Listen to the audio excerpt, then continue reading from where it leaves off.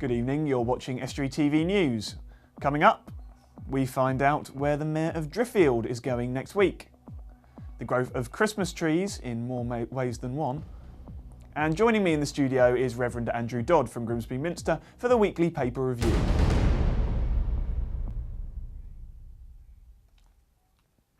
Welcome to Estuary TV News. I'm James Dunn. First, it's over to Erica Barker for the news headlines. An offshore wind farm development company is to take control of miles of farmland across northern Lincolnshire to make way for 40 kilometres of electric cabling after being given the government's go-ahead. Starting at Horseshoe Point near North Coast up to land close to Killingholme substation, Smart Wind, which is developing a wind farm 64 miles off Hornsea on the coast, has issued a notice of compulsory acquisition. Final business plans have been submitted for a £7 million logistics centre at the Grimsby Institute.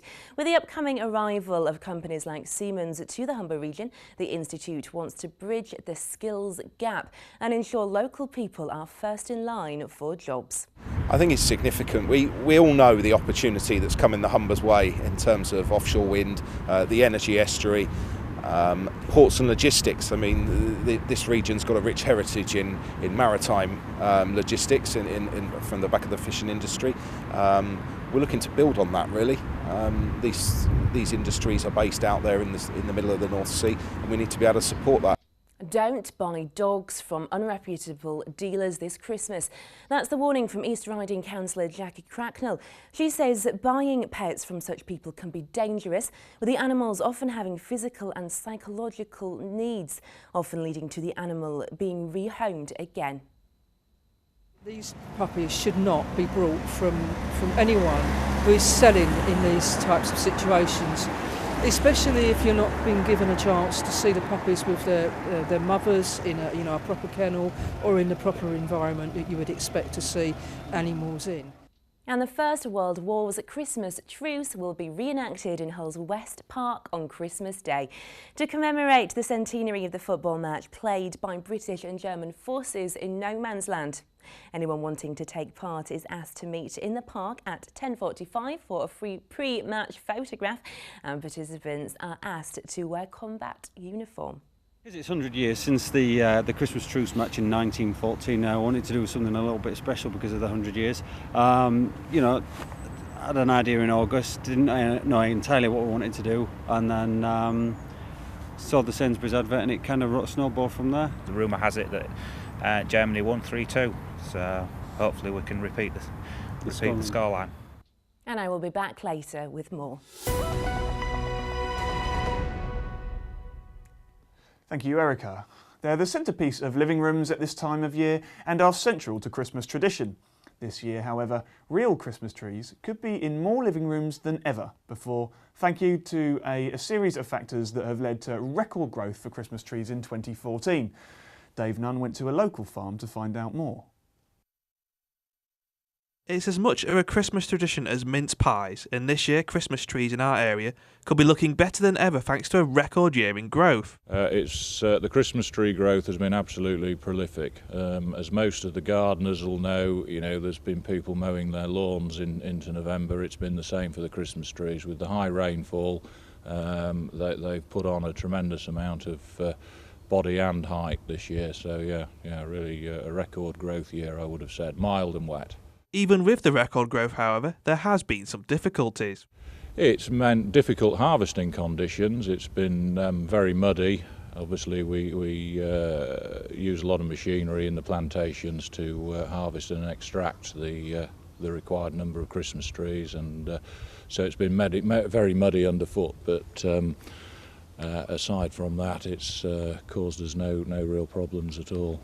Rob says this record year will have an impact on a domestic market where most our trees are imported. Well, as a nation, I believe we're growing about 40 million Christmas trees in this country and selling 6 million a year, and that does surprisingly leave us with a shortfall. So we are a big importer as a nation of Christmas trees. So I think the more people that buy a homegrown tree, the better, if it helps stimulate further planting of trees and leads to a growth in the industry. That would be excellent. For an industry constrained by the holiday season, it seems that this year will be a big help to the Christmas tree industry.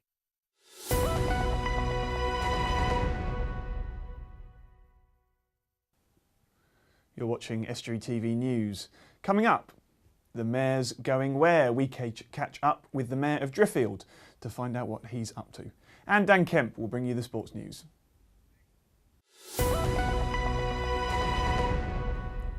Next on the show, it's our weekly paper review, and seeing as it's our last one before Christmas, we thought it would be fitting to invite Reverend Andrew Dodd from Grimsby Minster as our guest. Hello Andrew, thank you for coming in. Hello, it's good to see you, Jamie. Tell me a little bit about what you've been looking at this week. Well, there's a number of papers that we've been looking at today, and the first story that caught my eye was the one about the Christmas Day truce matches that were held in the First World War, and of course this year's the centenary of that, so it's important, and it's lovely to hear the story about what's going on in Hull at West Park. They're going to have, I believe, on Christmas Day, a football match to remember that particular event. So very important. I mean, it's been really publicised by that Sainsbury's advert, which was quite powerful and recreated it. And I think a lot of people, it's just a really moving concept, isn't it, to think that people were fighting one day and, over the wall playing football with each other the next. Yeah, very, very powerful story, and shows something of the real sort of human dramas that were going on there. The thing about the First World War truce is that actually it was the soldiers themselves that got on and did this almost spontaneously as an act of sort of solidarity with one another in terrible circumstances. And often it was their commanders and their officers that were then forcing them to go back to fight the very next day. I wonder what would have happened perhaps if the soldiers themselves had had more chance to go and direct the future of what was going on rather than being forced to follow the orders as they had to do in that conflict. Yeah, I mean, it's interesting you say about the human element, because I think 100 years later you hear about the story and the history, but it's, it's just normal people like you or I, really, wasn't it? Yeah, very much so. And I think it's interesting again that it's come up on the with the Sainsbury's advertisement, actually, because again it's a powerful piece of film, isn't it, when you watch it on TV. But it's again, it emphasises those things that it's ordinary people who are getting on and doing this. So for me that was a very powerful, and it's good to see it in the story. We also had something similar, Remembrance Day, that were here in Grimsby, and there was a similar sort of, not a football match, but there was an act of remembrance that was held at Blundell Park on that day. So again, a very powerful thing that everybody could take part in and somehow were committing themselves to. Yeah, it's nice to see people really making such an effort this year. Let's see what else we've got here. I mean, it's quite a serious story, but there's A&E, not just A&E, but just the pressure in Hull at the moment at hospitals. Hull Royal Infirmary, essentially bosses saying they're almost at breaking point. Yeah, and nationally it's happening as well up and down the country. There's stories about whether A&E departments are going to be able to go and cope this winter. Mercifully, it's been quite a mild winter so far, but there was concern if there was a turn in the weather that actually A&E departments are going to be swamped. I mean, the interesting thing is that story there in the Hull Daily Mail essentially says it used to be winter pressure, but now they're feeling it all year round. Yeah. And it's difficult to know why that is. Well, I mean, I did hear somewhere about people finding it easier to go and see their GP, or see a doctor rather, in a department rather than actually having to make an appointment. And maybe that's true, maybe that's not, I don't know, that's anecdotal evidence. But it certainly is something about people's concerns and fears about needing to see a medical professional quickly, perhaps. And maybe there's something about a change of attitude that we have, that we might have been able to go and cope with these things perhaps a little while ago, a bit better advice from a pharmacist perhaps, or even local knowledge about how to deal with coughs and colds in the family, that perhaps we've lost some of those sort of skills to be able to go and cope with. I mean, actually the Trust has recently given out information saying please go and see your pharmacist. And, essentially the information that they're giving out now is, unless it's life-threatening or serious, please stay away from the hospital. Very much so. I was pleased to see, though, there was another article about Diana, Princess of Wales here in Grimsby that actually had met its targets, actually. And I know nationally, again, there was a thing about a lot of hospitals underachieving as far as those national targets. It's not all doom and gloom, but they're in Hull, unfortunately. Their A&E results are some of the worst in the country. Very much so. There was one more thing that we wanted to discuss. We don't have it in the papers here, but EastEnders last night. I don't know if you saw it. I certainly saw it, but you've been told about it. I've been told about it, and I am going to catch up with it at iPlayer, I think, actually. Yeah, apparently Alfie Moon has been told that he's got to go and move to Hull, of all places, and so there's a certain amount of tragedy about that. And I think that there was you showed me a photograph earlier of the expression on his face when he found out that he was going to Hull. Despair. I know, which is really sad. Being from London myself, actually, it's a great delight to come to this part of the country, and obviously I think nationally perhaps they haven't picked up on that one actually. That actually Hull's a great place, Grimsby's a great place. I mean, I genuinely quite like Hull, and as you may be able to tell, I'm from the south as well, and people can be a bit snobbish about the north. I mean, the attitudes go both ways in certain directions. But actually, I think maybe what that does show is, you know, that's kind of instilled, and it's almost bad that it kind of made it into the script of such a... It did a bit, yeah. I'm reminded of those stories a few years ago when there were the floods in Hull, and they were tragic, obviously, but very difficult for people. But the idea it didn't make any of the national headlines at all, I thought was some indication that occasionally we can be a bit forgotten about here in this part of the country. Definitely, and certainly people do feel that way, which is why we're here with local TV. Exactly. We're going to take a break, Andrew, if that's all right. We'll come back to you shortly, but now it's time for the Mayor's Going Where, and this week we find out what Philip Stocker, the Mayor of Driffield, is doing next week. This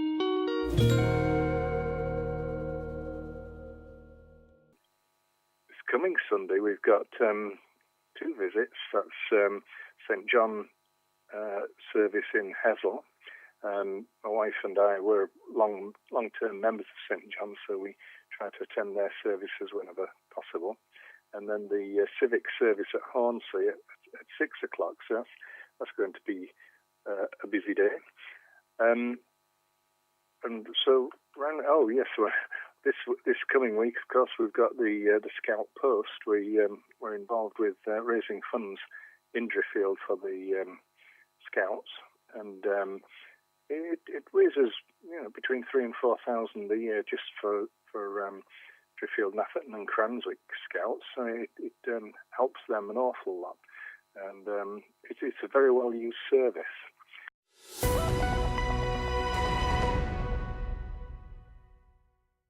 Thank you to Philip Stocker, the Mayor of Driffield. Now it's back to our paper review. Still with me here is Reverend Andrew Dodd, who's not left yet, I'm glad to say. Andrew, what else have you seen in the papers that caught your eye? Well, I have to say there was a really sad story that I picked about, and locally this has caused a lot of heartache, actually. Earlier on this week there was a little 2-year-old boy who was killed in an accident on the M180 just outside Scunthorpe. And it's in the Grimsby Telegraph. Yeah, Grimsby Telegraph. He's a local lad. And apart from the tragedy of the story and how awful it is at this time of year, particularly for parents having to deal with this sort of news, it's just how feelings in Grimsby actually go and galvanise around a story like this, and how human interest literally is very personal to people in this part of the country. You can see that there's been an outpouring of public sentiment and well-wishing towards the family. And talking to people, it comes up in conversation, and people genuinely express, deep, heartfelt emotion about this. And I think there's that empathy that people have here for this sort of story that I think is heartwarming for Grimsby, actually, even in the face of such tragedy that happens for these things. So, and of course, all our hearts go out to the parents of this young boy in such awful circumstances. Yeah, sometimes the worst of situations bring out the best in people. What else have we got here? I mean, to lighten the mood slightly, we've got Strictly here. Strictly Come Dancing, and we've got some local talent in it ourselves. I have to say, I have stopped watching Strictly since Steve Batchel got knocked out, actually, because my kids are great fans of Steve Batchel, so and I love his Deadly 60 programme and things, but it's we've got local interest here. We've got Kevin Clifton, who is one of the professionals who's still in the dance. Yeah, Kevin from Grimsby, as he was referred to constantly. Exactly, in the first series. exactly, and a very talented person he is too. And his wife, I also understand, Karen as well. Yes, is still in both it. of them.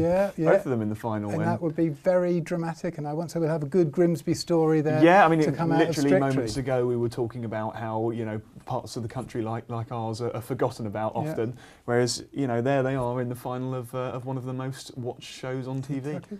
There was a lad a few years ago who was at the Institute who was doing catering, who was also in MasterChef as well. Oh, right. So the professionals. So again, there's always good stories and good people coming out of Grimsby who are doing things we often say in journalism that there's always a Grimsby connection. Yeah, very much so.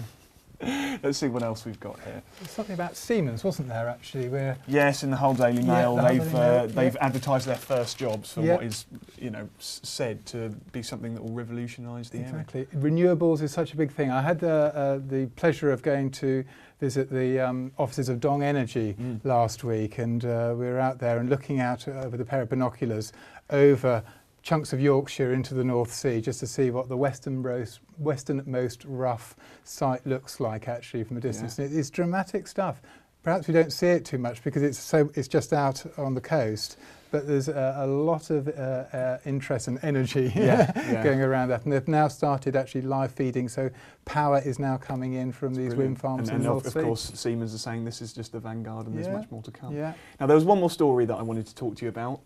We don't have it in the papers here, but something personal to you. And national importance as well. Libby Lane, the first woman bishop in the Church of England, so has been announced this week, and she'll be consecrated at York Minster later in the next year.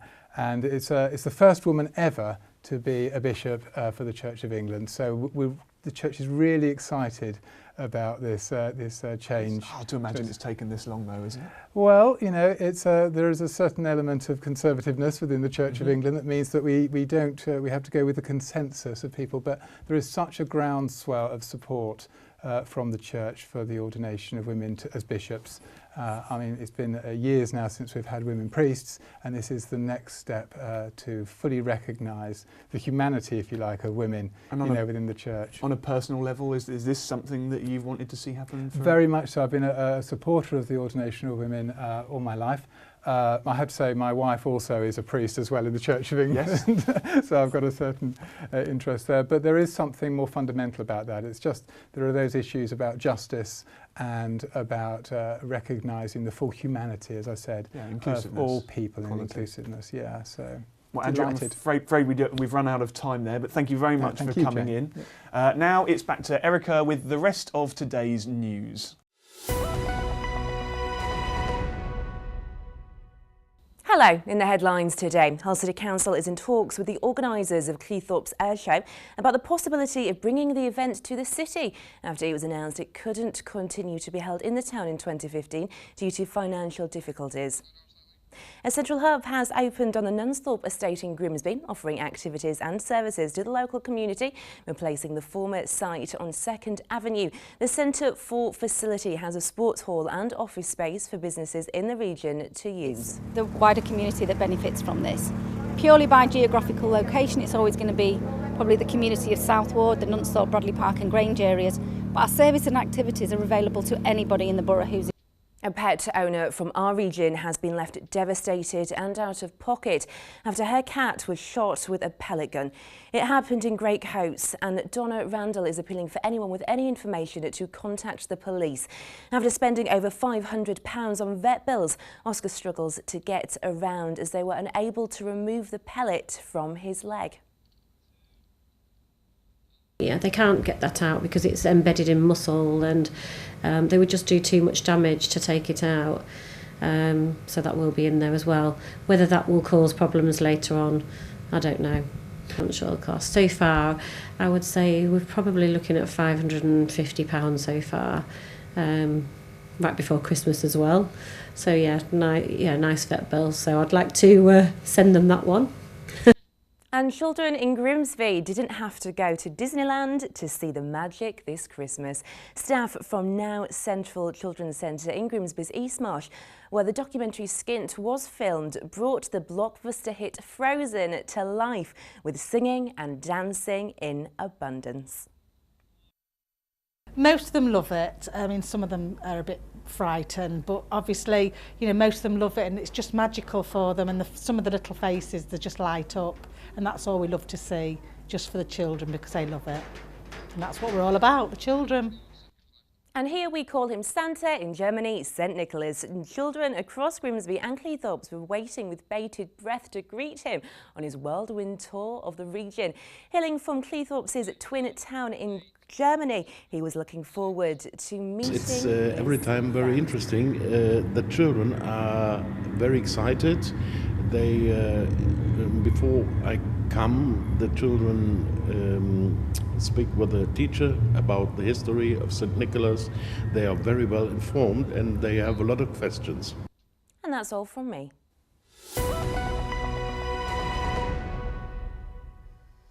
Thank you, Erica. Now, next up, it's Dan Kemp with the sport.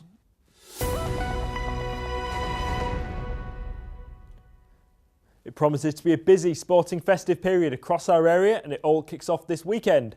Hull City host Swansea at the KC Stadium tomorrow afternoon. The Tigers are 9 games without a win and go into the game without the suspended Tom Huddleston, injured Mo Diarmi and Hatem Ben Arfa, who's been told his loan will be terminated in January. Scunthorpe United are at Bradford City. The Iron go into the Yorkshire-Lincolnshire clash on the back of winning the longest FA Cup penalty shootout in history in midweek. Grimsby Town are in Conference Premier action tonight. The Mariners host Forest Green Rovers at Blundell Park and currently occupy the final playoff spot, 2 points clear of 6th place Torquay. And North Ferriby United host former Football League club Stockport County at the Eon Visual Media Stadium tomorrow. The Villagers are 10th in the Conference North. Hull Kingston Rovers have announced a dual registration agreement with Championship side Halifax. It means the Robins can make their fringe players available to Halifax to give them valuable game time for their development. This deal works in conjunction with a pre-existing agreement with the Gateshead Thunder, meaning all 3 sides will now work together closely in the future. Across the city, and Hull FC have confirmed that Gareth Ellis will remain as club captain for next season. The ex-England and Great Britain forward has already skippered the side for 2 seasons, and Danny Houghton also retains his role as vice-captain. The Hull Stingrays have a double-headed Yorkshire derby this weekend. On Saturday, the Rays travel to the Elite League leaders, the Sheffield Steelers, before a return fixture on Sunday. And face off on Sunday at the Hull Arena is at 6 p.m. And that's all for the sport. That's it for this week and this year. But before we go, here's a few Christmas pictures sent by local school children. I've got this one here that was kindly sent to us by Luke, age 6, from Goxhill. It's a lovely picture of a snowman there. We've got Wintry Things from, that's Oscar, age 6, also from Goxhill. And we've got another snowman here. This is from Charlie, age 6, from Goxhill. And then I've also got some from St Norbert's in Crowell. We've got this glittery thing with glitter that's got all over me all day. And I've also got this this nice one from Amelia, age 7. Well, I'm afraid that's it from me. Contact us on the usual ways, email news@estuary.tv or contact us through social media, Twitter or Facebook. You can call us on 31553, that's Grimsby. I'll see you next year.